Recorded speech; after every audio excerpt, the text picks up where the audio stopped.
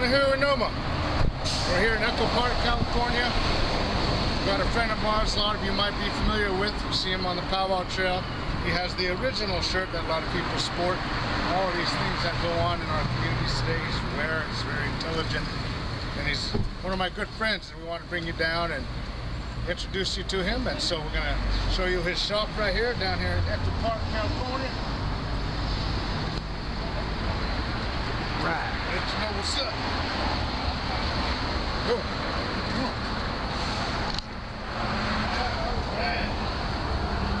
My new brother. So here's the man right here. I'll let him introduce himself. Hello, my name is Votan, and I'm Maya and Nawa, and this is our shop, Indigenous shop in Echo Park. So come take a look. So Brother Votan, can you tell us a little bit about yourself, our relatives that will be watching this video? Well, basically, I'm from Central America, and we opened up this shop to represent Indigenous people from across the continent. And in a way, I guess, it's like a reflection of who we are as a people, and in a positive way expose, you know, our culture, our traditions, and things that we consider to be sacred. So, and we're trying to not so much conserve the culture, but transcend the culture, you know, by using imagery, art or styles or symbols, and basically as an outlet so people can understand where we come from, you know, what we represent or represents us. And how'd you get your start doing all this? Graffiti. Nice. Yeah. Basically, I guess drawing at first as a kid, you know, and just getting into graffiti when the graffiti culture got kind of big in the late 80s and stuff like that. And through that, we started messing around, you know, making stickers, t-shirts, and little by little, man, we started doing events, you know, getting into events, trying to vend, and we ended up on the powwow trail, man, for the last pretty much 10 years, you know, so we've been doing that for a while.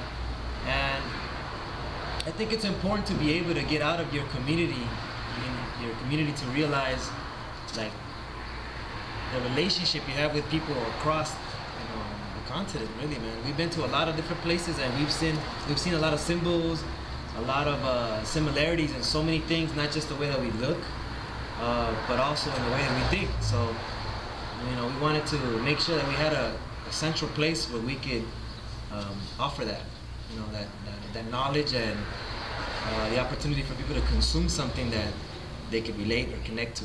And, you know, fortunately or unfortunately, it could be seen either way.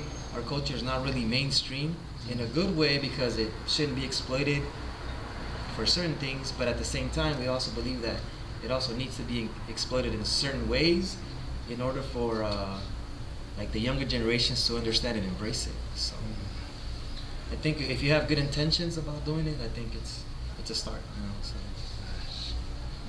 And how long have you been here? We're going on 10 years actually. In October 2nd, 10 years. Nice. Yeah, man, it's been a mission the last 3 years. You know what I mean?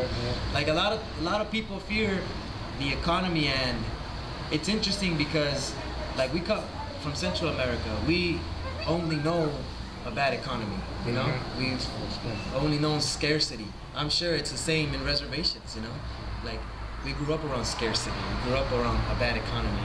So as the so-called economy got worse in the cities, like, we decided to venture out, you know, because I know that that sentiment is only shared by certain people in certain places, not everywhere. And because of that, we were able to survive. Because even though the people in this community, a lot of them perhaps feel that the economy is bad and they need to budget and not spend money on certain things, we feel like not everybody feels the same way, you know? I mean, look at a lot of the tribes that have casinos, for example, you know? They have certain budgets that are dedicated for powwows or certain things where perhaps that community is not suffering as much as other communities are. So we try to use that knowledge to be able to enter those spaces and connect with people and also make a living. So You got anything like you'd like to say to our youth that are watching this? Definitely. We work with the youth a lot, which I think is really important. And one of the things that we stress a lot, we try to get the point across on is that you can create your own market, you can create your own reality, you can create whatever you want to create. There's a place for it and there's a space for it. And a lot of times we think about how mainstream America targets certain things and uses it, perhaps exploits it for a certain amount of time and then does away with it. For us, it's more of a way of living how we do things. Like, the things that we expose are because those are our true beliefs and how we feel about our reality right now. So, like a lot of indigenous kids, they have certain techniques that come from their ancestors that aren't being exposed, and I believe that it's time that we do expose that stuff, because those are the beautiful things that our ancestors have left us, and it's time for us to be able to benefit from it, whether it's economically, spiritually. Of course, there's respect, that has to come from those things as well, but we try to live in two worlds, like they say, right? Like in this material world and in the spiritual as well. There's got to be a balance between both. So we try to bring those things together, in a place like this, where we use a lot of our art, symbols, imagery for empowerment.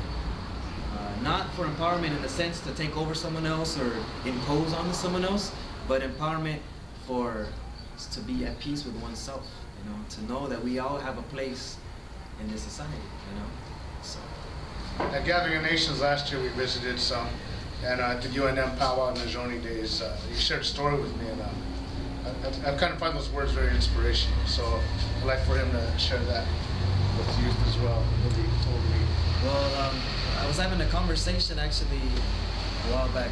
I believe it was with my mom actually, and we were talking about how everybody usually wants to get to the source of things, to be, shown ultimate knowledge, right?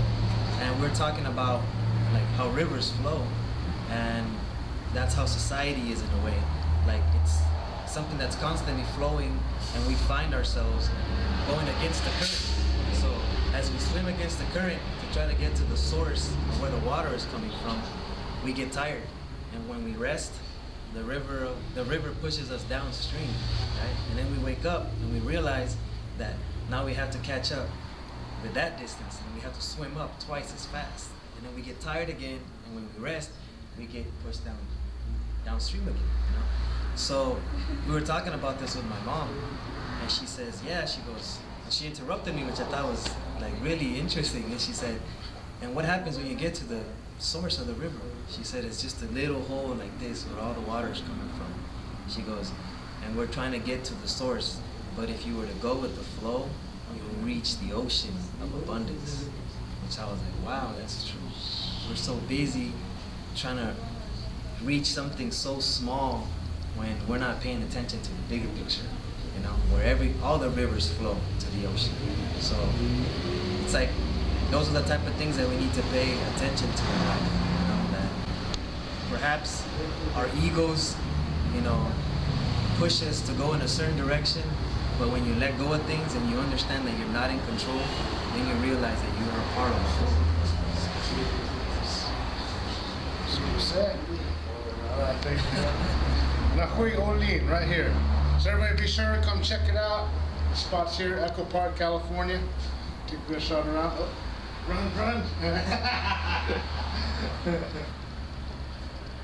And you'll also see Votan at powwows, at events, big times. Where's the next place? The next powwow we're doing is the UCLA powwow, and at Arizona State University powwow next week. Then probably Gathering, Shakopee, Prairie Island, Fort Hall, perhaps, all over the place, man. So, Fort Hall, show the country.